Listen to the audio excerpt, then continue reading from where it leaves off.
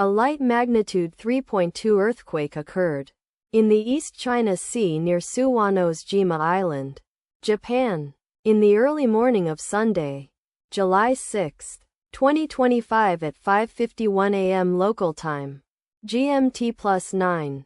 The quake had a very shallow depth of 6 kilometers, 3.7 miles, and was not felt, or at least not reported so. First to report, Raspberry shake after 7 minutes.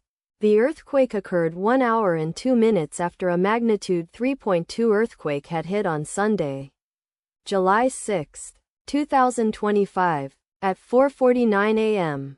GMT+9 local time, in 2.9 kilometers, 1.8 miles, distance to the west. Data source from Volcano Discovery. Did you feel it? Let us pray. May the earthquake that occurred not affect our brothers and sisters there. May the earthquake not happen again. And may God protect everyone. Amen.